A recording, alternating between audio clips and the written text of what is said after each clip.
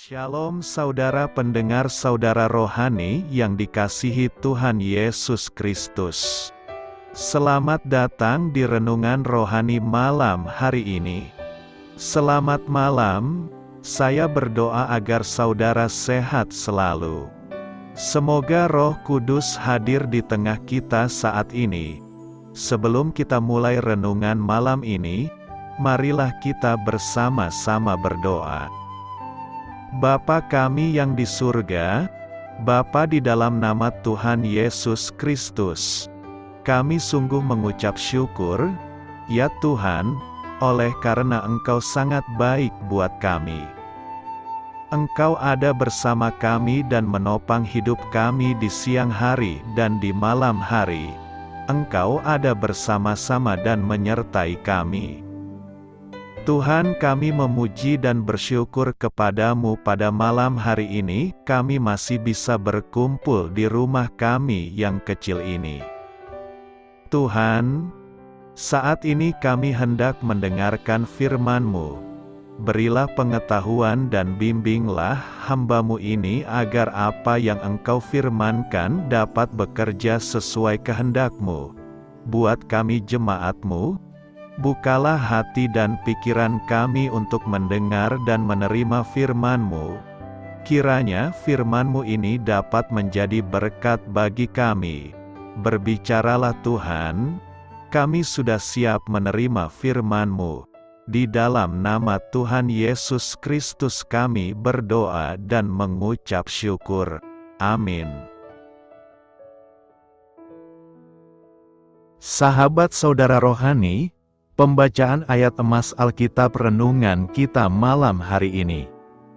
Nats pilihan kita adalah, Allah yang abadi adalah tempat perlindunganmu, dan di bawahmu ada lengan-lengan yang kekal. Tertulis dalam kitab Ulangan 33 ayat 27. Kata kunci renungan pada malam ini adalah jatuh bebas. Dan bacaan kita pada malam ini terambil dari kitab Ulangan 32 ayat 1 sampai dengan ayat 14. Pasanglah telingamu, hai langit, aku mau berbicara, dan baiklah bumi mendengarkan ucapan mulutku. Mudah-mudahan pengajaranku menitik laksana hujan, perkataanku menetes laksana embun. Laksana hujan renai ke atas tunas muda, dan laksana dirus hujan ke atas tumbuh-tumbuhan. Sebab nama Tuhan akan kuserukan, berilah hormat kepada Allah kita, gunung batu, yang pekerjaannya sempurna, karena segala jalannya adil, Allah yang setia, dengan tiada kecurangan, adil dan benar Dia. Berlaku busuk terhadap Dia, mereka yang bukan lagi anak-anaknya, yang merupakan noda, suatu angkatan yang bengkok dan belat-belit. Demikianlah engkau mengadakan pembalasan terhadap Tuhan. Hai bangsa yang bebal dan tidak bijaksana, bukankah Ia Bapamu yang mencipta engkau, yang menjadikan dan menegakkan engkau? Ingatlah kepada zaman dahulu kala, perhatikanlah tahun-tahun keturunan yang lalu, tanyakanlah kepada ayahmu, maka ia memberitahukannya kepadamu, kepada para tua-tuamu, maka mereka mengatakannya kepadamu. Ketika Sang Maha Tinggi membagi-bagikan milik pusaka kepada bangsa-bangsa, ketika Ia memisah-misah anak-anak manusia, maka Ia menetapkan wilayah bangsa-bangsa menurut bilangan anak-anak Israel. Tetapi bagian Tuhan ialah umat-Nya, Yakub ialah milik yang ditetapkan baginya. Didapatinya dia di suatu negeri, di padang gurun, di tengah-tengah ketandusan dan auman padang belantara. Dikelilinginya dia dan diawasinya, dijaganya sebagai biji matanya. Laksana Raja Wali menggoyang bangkitkan isi sarangnya, melayang-layang di atas anak-anaknya, mengembangkan sayapnya, menampung seekor, dan mendukungnya di atas kepaknya. Demikianlah Tuhan sendiri menuntun dia, dan tidak ada Allah asing menyertai dia. Dibuatnya dia berkendaraan mengatasi bukit-bukit di bumi, dan memakan hasil dari ladang. Dibuatnya dia mengisap madu dari bukit batu, dan minyak dari gunung batu yang keras, dadi dari lembu sapi dan susu kambing domba, dengan lemak anak-anak domba, dan domba-domba jantan dari Basan dan kambing-kambing jantan, dengan gandum yang terbaik, juga darah buah anggur yang berbuih engkau minum. Terambil dari kitab Ulangan 32 ayat 1 sampai dengan ayat 14. Topik dari ayat emas renungan kita adalah, kasih Allah tidak menjauhkan kita dari pencobaan, tetapi dengan kasih itu Dia mengawasi kita. Mari kita mulai renungan malam kita. Untuk memulai hal baik, serahkanlah segala sesuatu hanya kepada Tuhan. Mari kita mulai segmen kisah inspiratif dalam nyanyian lembut Musa. Pada bacaan Alkitab hari ini, Allah digambarkan sebagai induk Raja Wali yang bisa dipercaya oleh anak-anaknya, bahkan dalam pengalaman yang menakutkan seperti belajar terbang. Seekor induk Raja Wali membangun sarang yang nyaman untuk anak-anaknya, melindungi mereka dengan bulu-bulu dadanya sendiri. Tetapi insting pemberian Allah untuk membangun sarang yang aman pun memaksa Raja Wali muda itu untuk segera keluar sarang. Raja Wali diciptakan untuk terbang, dan induk Raja Wali tidak akan melewatkan kewajibannya untuk mengajari anak-anaknya, karena hanya dengan demikianlah mereka memenuhi kodrat mereka. Maka suatu hari induk Raja Wali itu akan mengusik ranting-ranting pada sarang tersebut dan membuatnya menjadi tempat yang tidak nyaman. Kemudian ia akan memungut Raja Wali muda yang kebingungan itu, melambungkan ke udara, dan menjatuhkannya. Burung kecil itu pun jatuh dengan bebas. Di mana mama sekarang, ia tidak jauh. Induknya segera akan menukik ke bawah dan menangkap anak burung itu dengan salah satu sayapnya yang kuat. Ia akan mengulangi latihan ini sampai setiap anaknya mampu terbang sendiri. Apakah Anda takut untuk jatuh bebas? Karena tidak tahu pasti di mana atau seberapa keras Anda akan mendarat? Ingat, Allah akan terbang untuk menyelamatkan Anda dan membentangkan lengannya yang abadi di bawah Anda. Dia pun akan mengajari sesuatu yang baru dan indah melalui hal itu. Jatuh pada lengan Allah bukanlah hal yang perlu ditakuti. Oleh firman Tuhan langit dijadikan. Mazmur 33b ayat 6 berkata, oleh firman Tuhan langit telah dijadikan, oleh nafas dari mulutnya segala tentaranya. Firman Tuhan mampu menjadikan segala sesuatu, termasuk langit. Kesaksian ini ditulis pemazmur dalam Mazmur 33 ini. Jika kita membaca Mazmur 33 ayat 1-9, kita akan melihat bahwa pemazmur mau menyampaikan langit dan bumi sesungguhnya diciptakan oleh Allah. Oleh firman-Nya Allah menciptakan langit dan bumi dari yang tidak ada menjadi ada. Kesaksian lain terlihat dari penulis kitab Ibrani yang mengatakan bahwa karena iman kita mengerti, percaya, mengakui bahwa alam semesta diciptakan oleh Allah. Mengapa pemzamur mengangkat kejadian alam? Penulis Perjanjian Lama selalu menggunakan kejadian alam yaitu langit dan bumi sebagai contoh konkret yang menunjukkan bahwa Allah itu ada. Contoh, Abraham dijanjikan oleh Allah. Selain itu, berita penciptaan kita temukan juga dalam kitab Kejadian. Dalam kitab Kejadian dikatakan, semuanya dijadikan oleh Tuhan melalui firman-Nya. Hanya menjadikan manusia, Allah membuat serta membentuknya dari tanah, itu menjadi sempurna setelah Allah menghembuskan nafas dari mulutnya. Bila kita bandingkan dengan upaya manusia untuk menjadikan daratan, harus dengan biaya yang sangat besar melakukan reklamasi. untuk menjadikan bendungan harus mempersiapkan dana serta tenaga yang besar. Tapi lihatlah, dunia yang begitu besar, daratan dan samudera yang luas, gunung yang tinggi serta semua yang berharga di dalam bumi dan air. Kebesaran Tuhan dalam penciptaan alam semesta mendorong kita percaya kepadanya, agar kita setia dan bersyukur serta memuliakan namanya. Dalam rasa syukur itulah setiap orang mengolah bumi dan air menjadi berkat bagi semua orang, bukan sebaliknya, menyengsarakan dan membuat manusia menderita. Kepada mereka yang begitu gegabah merusak alam untuk kepentingan pribadi atau kelompok, harus mengingat bahwa alam ini adalah ciptaan Tuhan. Mereka harus takut merampas dan merusak ciptaan Tuhan. Orang melakukan wisata alam terdorong untuk bersyukur kepada Tuhan karena alam yang begitu indah. Bila melihat keindahan Danau Toba, kita melihat kebesaran Tuhan. Namun sangat disayangkan bila masih saja ada orang yang merusak dan membuang sampah sembarangan, sehingga merusak keindahan tersebut. Bersyukurlah atas kebesaran Tuhan dalam ciptaannya, serta kesempatan memelihara dan mengolahnya dengan baik. Karena itu, marilah kita menghargai firman Allah yang menciptakan langit dan bumi dengan cara memelihara alam dengan sebaik-baiknya.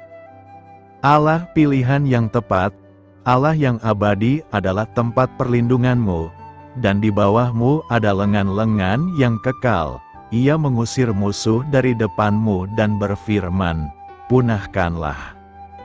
Lihatlah bagaimana tingkah induk ayam yang baru menetaskan telur-telurnya. Induk ayam saja mengerti bagaimana cara melindungi anak-anaknya. Dia melebarkan sayapnya dan mengembangkan semua bulu-bulunya supaya semua anak ayam dapat bernaung pada induk ayam itu. Apabila anak-anak ayam itu sedang berjalan bersama induknya, mematuk-matuk tanah mencari makanan, mereka santai saja berjalan di depan tanpa takut ada bahaya. Karena induk ayam selalu siap siaga mematuk musuhnya yang mengganggu.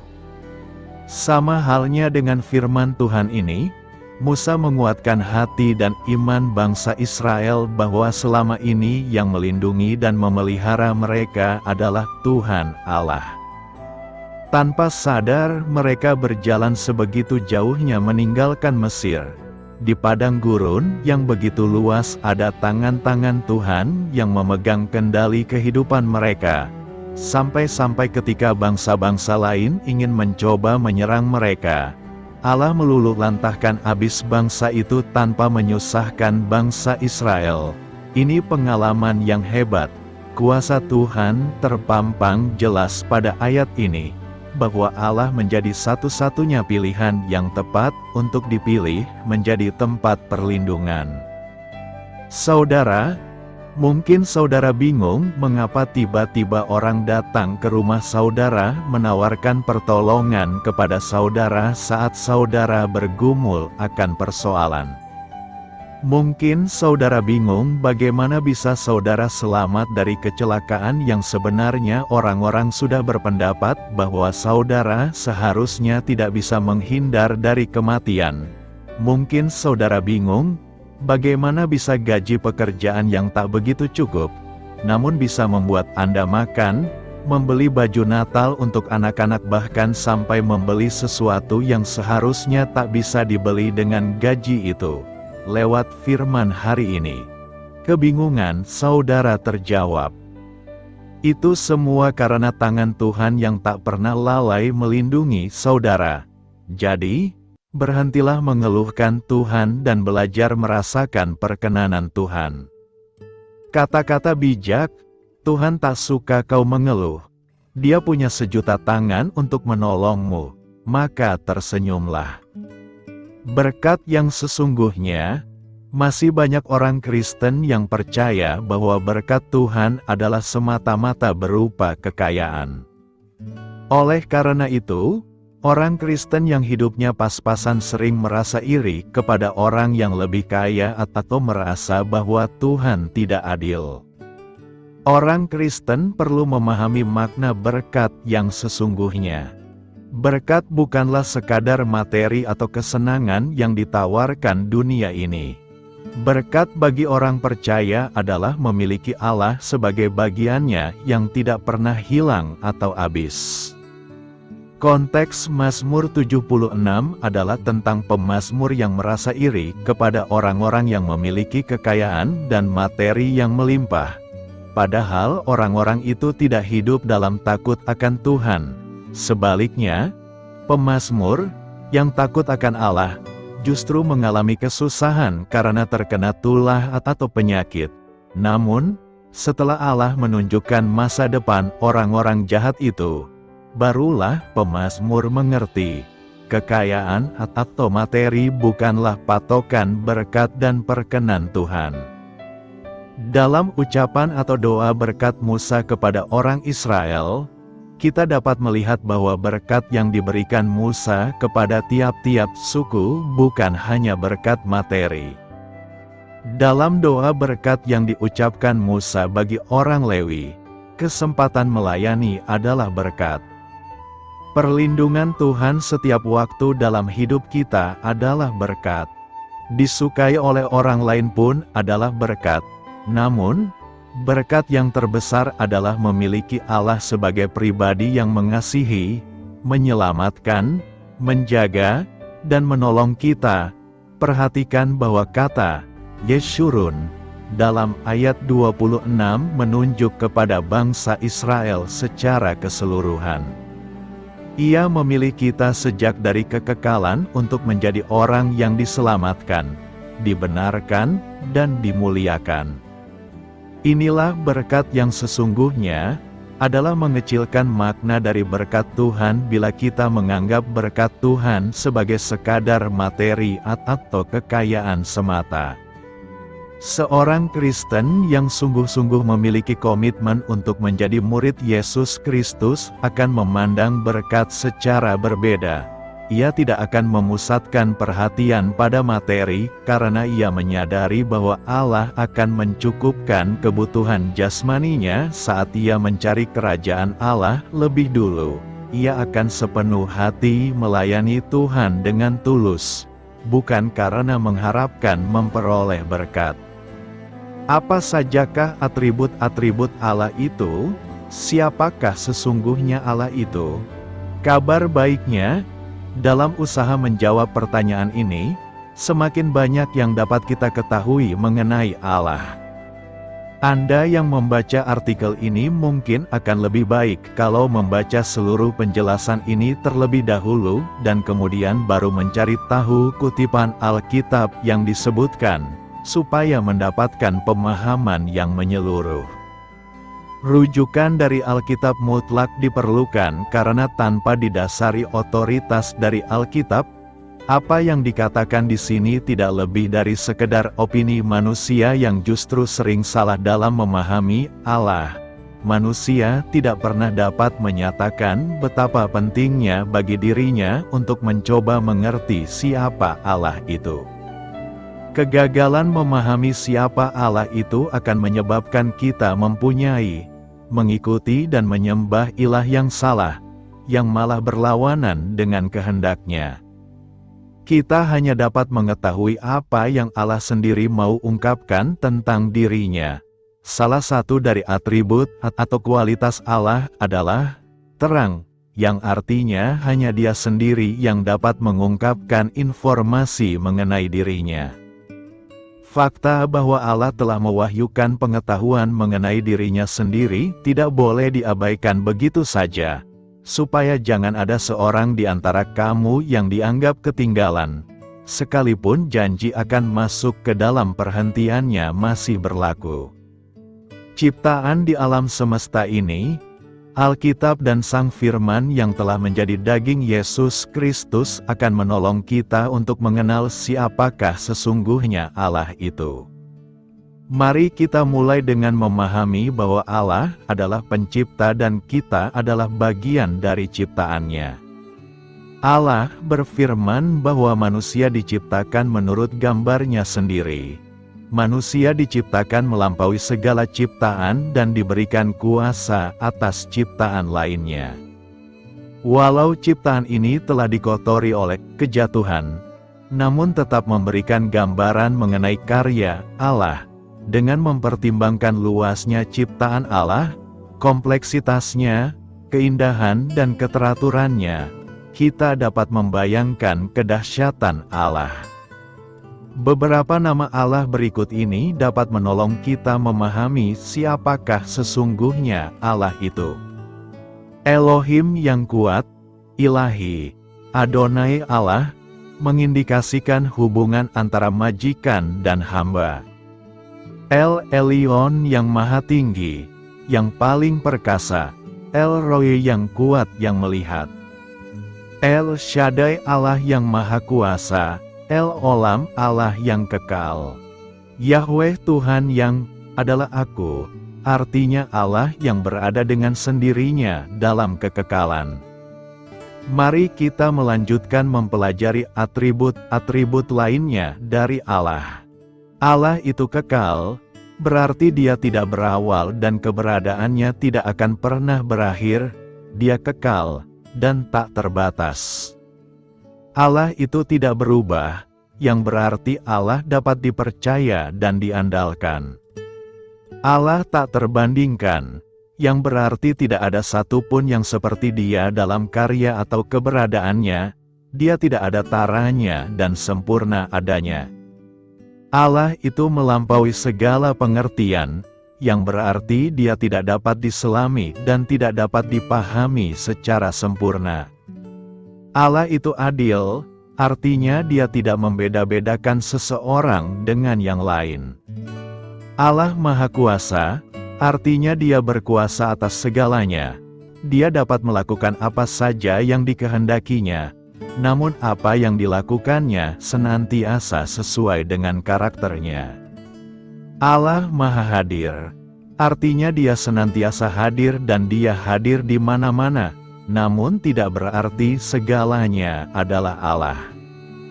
Allah Maha Tahu, artinya Dia mengetahui masa dulu, sekarang dan akan datang, bahkan segala yang kita pikirkan, karena Dia mengetahui segala sesuatu. Keadilannya selalu ditegakkan. Allah itu esa, yang berarti bukan saja tidak ada Allah lain, tapi juga berarti hanya Dia yang dapat memenuhi kebutuhan hati kita yang paling dalam, dan hanya Dia satu-satunya yang layak untuk kita sembah dan puja. Allah itu benar adanya, yang berarti Dia tidak bisa dan tidak akan membiarkan kesalahan. Karena kebenaran dan keadilannya, maka Yesus harus menanggung hukuman Allah Bapa terhadap dosa-dosa kita, sehingga dosa-dosa kita dapat diampuni. Allah berdaulat, yang berarti Dia adalah pemegang kekuasaan tertinggi. Semua ciptaannya, sadar atau tidak sadar, tidak dapat merusak rencana-rencananya. Allah itu roh, yang berarti Dia tidak kelihatan. Allah adalah Allah Tritunggal, yang berarti tiga pribadi, tapi satu Allah, sama secara substansi, setara dalam kuasa dan kemuliaan.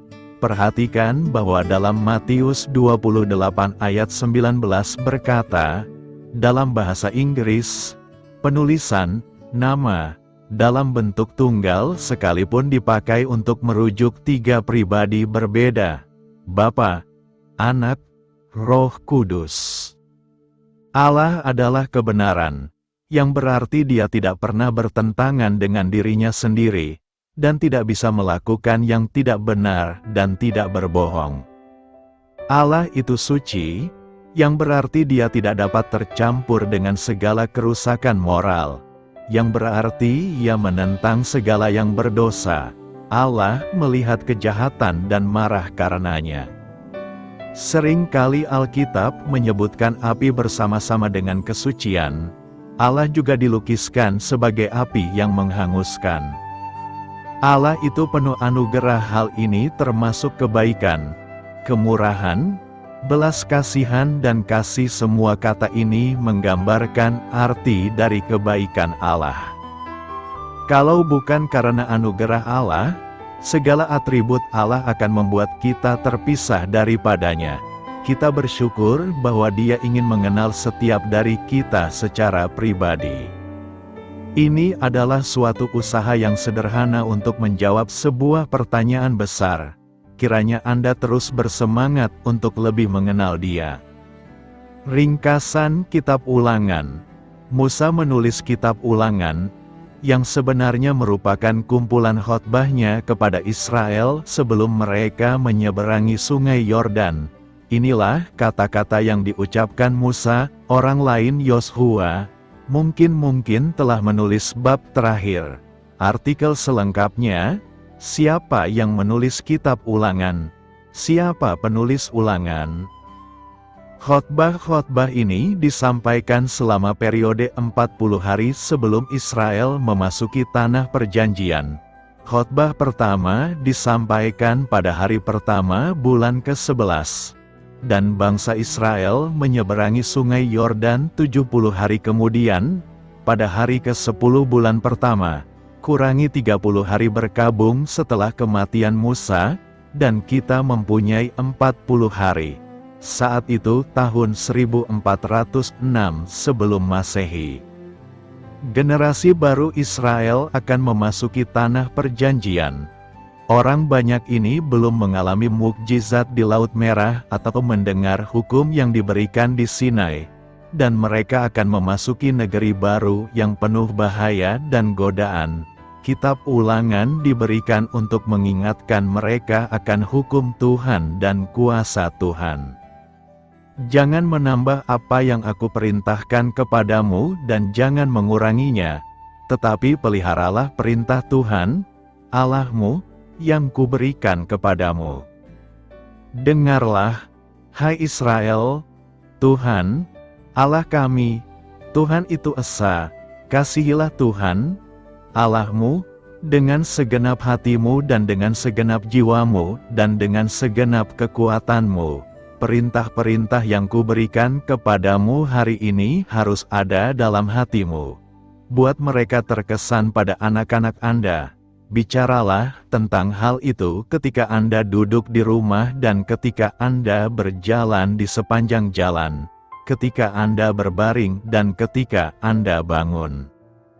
Dia berkata kepada mereka, ingatlah semua perkataan yang telah aku nyatakan dengan sungguh-sungguh kepadamu pada hari ini, agar kamu dapat memerintahkan anak-anakmu untuk menaati dengan cermat semua perkataan hukum ini.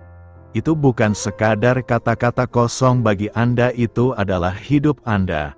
Oleh mereka itu, kamu akan berumur panjang di negeri yang akan kamu duduki di seberang sungai Yordan. Bangsa Israel diperintahkan untuk mengingat 4 hal: kesetiaan Tuhan, kekudusan Tuhan, nikmat Tuhan, dan peringatan Tuhan. 3 bab pertama merangkum perjalanan dari Mesir ke lokasi mereka saat ini, Moab. Pasal 4 adalah panggilan untuk taat, untuk setia kepada Tuhan yang setia kepada mereka. Bab 5-26 merupakan pengulangan hukum. 10 perintah Allah, hukum mengenai pengorbanan dan hari-hari khusus, dan hukum-hukum lainnya diberikan kepada generasi baru. Berkat dijanjikan kepada mereka yang taat, dan kelaparan dijanjikan kepada mereka yang melanggar hukum. Tema berkat dan kutuk dilanjutkan pada pasal 27-30.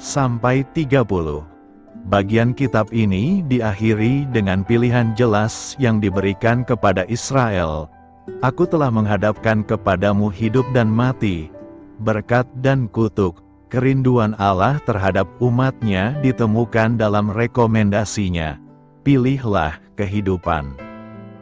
Di bab terakhir, Musa memberi semangat kepada orang-orang, menugaskan penggantinya, Yosua, merekam sebuah lagu, dan memberikan berkat terakhir kepada setiap suku Israel. Pasal 34 menceritakan keadaan kematian Musa. Dia mendaki Gunung Pisgah, di mana Tuhan menunjukkan kepadanya tanah perjanjian yang tidak dapat dimasukinya. Pada usia 120 tahun, namun masih dengan penglihatan yang baik dan kekuatan awet muda, Musa meninggal di hadirat Tuhan. Kitab Ulangan diakhiri dengan berita kematian singkat mengenai nabi besar ini. Banyak tema perjanjian baru yang terdapat dalam Kitab Ulangan. Yang paling utama di antara hal-hal tersebut adalah perlunya menaati hukum Musa dengan sempurna dan ketidakmungkinan untuk melakukan hal tersebut. Pengorbanan tanpa akhir yang diperlukan untuk menebus dosa manusia yang terus-menerus melanggar hukum Taurat akan digenapi dalam pengorbanan Kristus yang sekali untuk selama-lamanya. Karena karya penebusannya di kayu salib, kita tidak memerlukan pengorbanan lagi untuk dosa.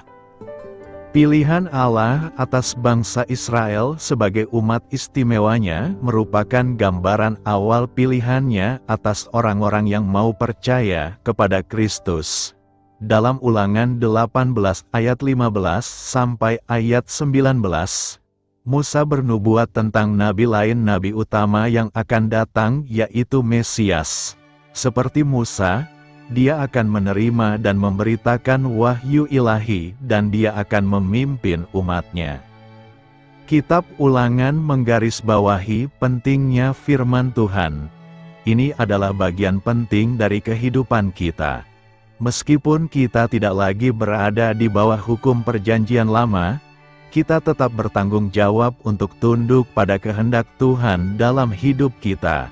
Ketaatan yang sederhana mendatangkan berkat, dan dosa mempunyai konsekuensinya sendiri. Tak satu pun dari kita yang kebal hukum. Bahkan Musa, pemimpin dan nabi pilihan Tuhan pun wajib taat. Alasan mengapa dia tidak diizinkan memasuki tanah perjanjian adalah karena dia tidak menaati perintah Tuhan yang jelas. Selama masa pengujiannya di padang gurun, Yesus mengutip Kitab Ulangan sebanyak 3 kali.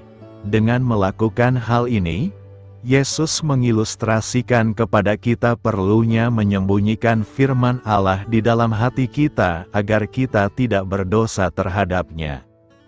Sebagaimana bangsa Israel mengingat kesetiaan Allah, kita juga seharusnya mengingatnya, penyeberangan Laut Merah, kehadiran suci di Sinai, dan berkah mana di gurun pasir, hendaknya menjadi penyemangat bagi kita juga. Cara terbaik untuk terus maju adalah dengan meluangkan waktu untuk melihat ke belakang dan melihat apa yang telah Tuhan lakukan. Kita juga mempunyai gambaran indah dalam Ulangan tentang Allah yang penuh kasih yang menginginkan hubungan dengan anak-anaknya. Tuhan menyebut kasih sebagai alasan Dia membawa Israel keluar dari Mesir dengan tangan yang kuat dan menebus mereka.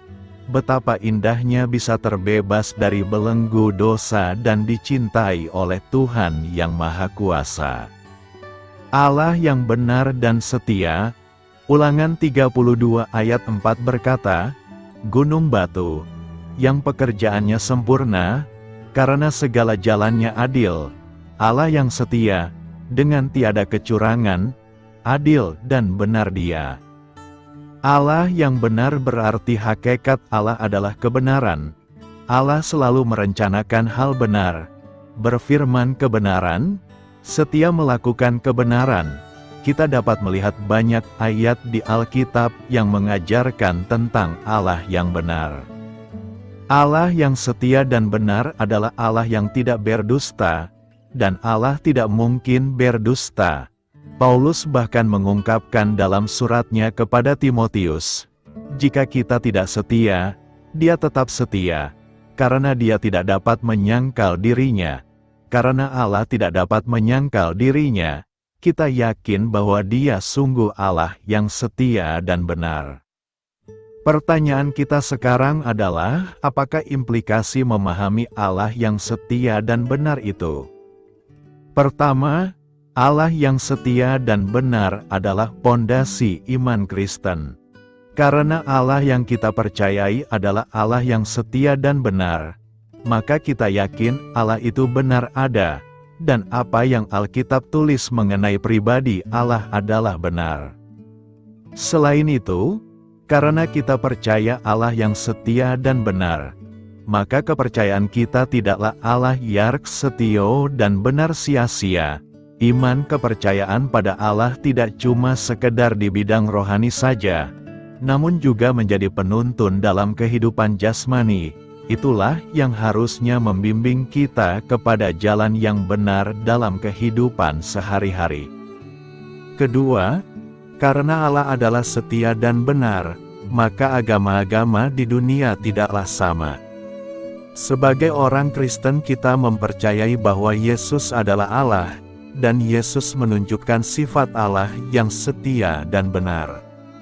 Inilah yang membedakan ajaran agama Kristen dengan agama lainnya di dunia.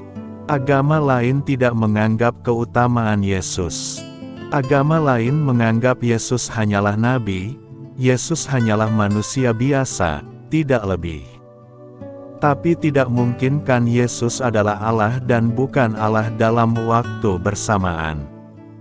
Kalau benar Yesus adalah Allah, Kristen adalah benar dan tidak terbantahkan.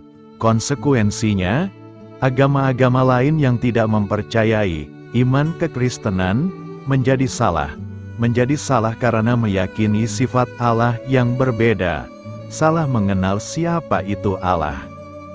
Ketiga, ketika kita meyakini Allah yang setia dan benar, kita yakin bahwa Allah pasti menepati janjinya.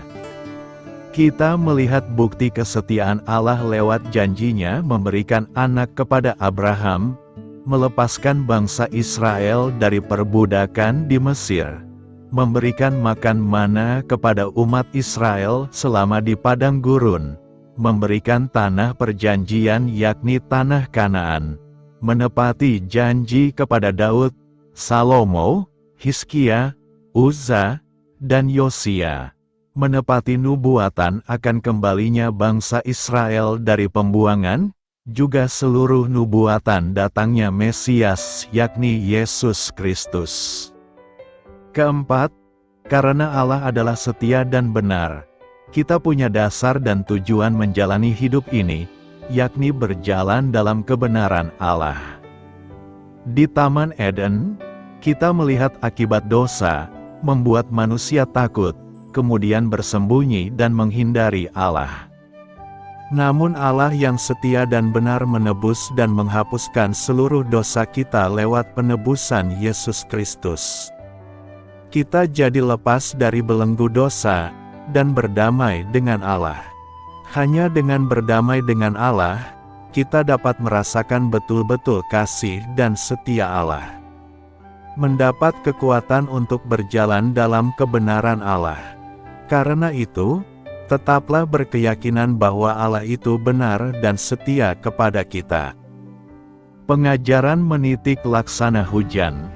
Ulangan 32 ayat 2 berkata, mudah-mudahan pengajaranku menitik laksana hujan, perkataanku menetes laksana embun, laksana hujan renai ke atas tunas muda, dan laksana dirus hujan ke atas tumbuh-tumbuhan. Pengajaran itu tumbuh tidak bisa kita lihat, bagaikan tanaman tumbuh tanpa bisa kita lihat. Pengajaran itu ketika kita tabur akan mulai berproses di dalam hati sanubari kita. Pertumbuhan iman kita pun tidak kita tahu bagaimana prosesnya itu terjadi. Pertumbuhan iman kita bisa saja dimulai dari pendengaran kita akan ajaran dari para pendeta atau pembicara di gereja, atau melalui pembacaan kitab suci yang kita lakukan setiap hari. Namun terkadang pertumbuhan iman kita pun tidak bisa terjadi dari ajaran dan khotbah para pendeta. Jika kita hanya berpegang pada pengajaran para pendeta dalam pertumbuhan iman kita, maka bisa saja kita mengalami kegersangan. Apalagi ditambah pula jika ajaran tersebut kurang menitik laksana hujan, dan kurang menetes laksana embun seperti yang firman hari ini katakan. Iblis mempunyai banyak cara untuk membuat pengajaran Tuhan tidak masuk ke dalam hati kita. Semestinya yang kita dengar atau kita sampaikan tidak berhenti hanya sampai di telinga atau di lidah kita, tapi ujungnya adalah dengan sungguh-sungguh menghidupinya. Jika tidak, bisa dipastikan kita seperti tumbuhan kering yang tidak sedap dipandang dan tidak membawa kesejukan bagi sekeliling. Tentu dalam pertumbuhan iman kita saat ini, kita harus hati-hati dengan rupa-rupa pengajaran. Ingat firman Tuhan agar selalu menguji apa yang kita dengar dan lihat, supaya jangan sampai justru ajaran-ajaran tersebut menyusup dan menyesatkan. Kelihatannya rohani tapi sebenarnya bertolak belakang dengan hukum Tuhan sendiri, yaitu kasih. Jadi betapa perlunya kita bertumbuh di dalam pengenalan dan penguasaan firman Tuhan, supaya kita tidak mudah diombang-ambingkan rupa-rupa pengajaran. Pertumbuhan iman itu harus bagaikan hujan dan embun yang menyuburkan kegersangan iman sehingga terjadi pertumbuhan yang baik, menjadi pohon kehidupan yang memberikan semangat dan pemulihan bagi kita. Karena itu, teruslah bertumbuh di dalam iman melalui tetesan air hujan, melalui siraman rohani setiap hari. Beritakanlah Injil kepada segala makhluk, hormatilah semua orang. Selamat beristirahat malam dalam kasih setia Tuhan. Doa saya menyertai saudara sekalian. Mari bertumbuh dalam iman bersama saudara rohani. Saya memberkati Anda agar sewaktu Anda mencarinya dari Dia, Bapa Surgawi Anda akan memberikan bagi Anda roti harian Anda, dalam nama Yesus Kristus. Tuhan yang berkuasa atas alam semesta dan menuntun kita kepada iman yang menyelamatkan. Tuhan Yesus menyertai senantiasa. Terima kasih sudah berkenan mendengarkan renungan malam saudara rohani. Tuhan memberkati. Amin.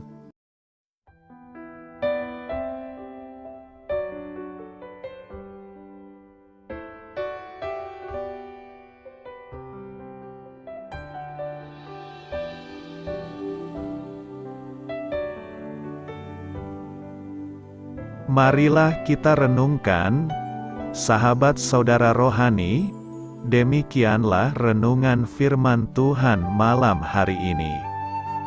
Semoga menjadi berkat di dalam hidup kita dan menjadikan kita pribadi yang lebih baik. Sebelum kita beristirahat pada malam hari ini, marilah kita berdoa. Bapa kami yang di surga, Bapa di dalam nama Tuhan Yesus Kristus, kami sungguh mengucap syukur, ya Tuhan, oleh karena Engkau sangat baik buat kami. Engkau ada bersama kami dan menopang hidup kami di siang hari dan di malam hari. Engkau ada bersama-sama dan menyertai kami, ya Tuhan Yesus. Kami mengucap syukur untuk firman-Mu, ya Tuhan, yang memberikan kami kekuatan dan menyadarkan kami bahwa kami tidak perlu takut dengan gelap dan malam. Sebab Tuhan, Engkau ada bersama kami. Engkau melindungi kami dan menjadi perisai bagi kami hamba-Mu berdoa saat ini. Tuhan, untuk setiap pendengar renungan ini yang mengalami ketakutan, kecemasan, kegelisahan, pada situasi gelap dan malam hari di dalam nama Tuhan Yesus Kristus. Kuasa Tuhan melepaskan mereka dari segala ikatan roh-roh ketakutan yang mengikat mereka saat ini. Tuhan melepaskan setiap anak-anak-Mu dari segala rasa takut dan kecemasan. Di dalam nama Tuhan Yesus segala kuasa-kuasa roh jahat, kuasa setan iblis yang mengganggu anak-anak-Mu, ya Tuhan, tolong hancurkan dan halaukan dengan kuasa-Mu. dalam nama Tuhan Yesus Kristus. Berkati setiap kami anak-anak-Mu, ya Tuhan, dan lindungilah kami. Kami aman di dalam Engkau. Ya Tuhan, penuhilah setiap hati kami dengan keberanian, damai sejahtera, dan sukacita serta ketenangan yang dari Tuhan. Berkati kami di malam hari ini, saat kami tidur dan beristirahat. Kuasa-Mu, ya Tuhan, menaungi setiap kami, memberkati dan melindungi kami. Bangunkanlah kami kembali besok pagi dengan kekuatan yang baru, tubuh yang sehat diberkati Tuhan, dan berkat-berkat yang baru Tuhan sediakan bagi kami.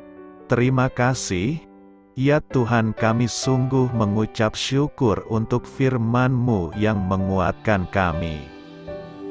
Dalam nama Tuhan Yesus Kristus Juru Selamat kami, Bapa kami yang baik, kami mengucap syukur dan berdoa haleluya.